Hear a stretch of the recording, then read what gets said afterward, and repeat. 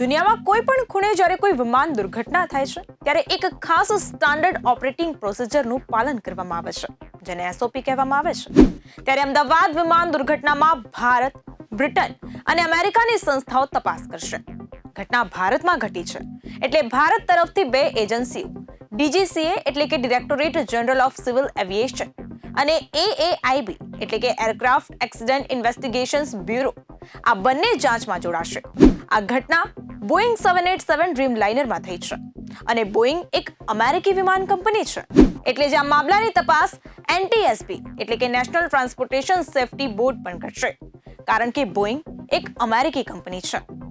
વિમાન અમદાવાદથી જઈ રહ્યું હતું બ્રિટન ગેટવિક એટલે ગેટવિક લંડન એરપોર્ટ. ઘટનામાં 53 બ્રિટિશ નાગરિક પણ હતા.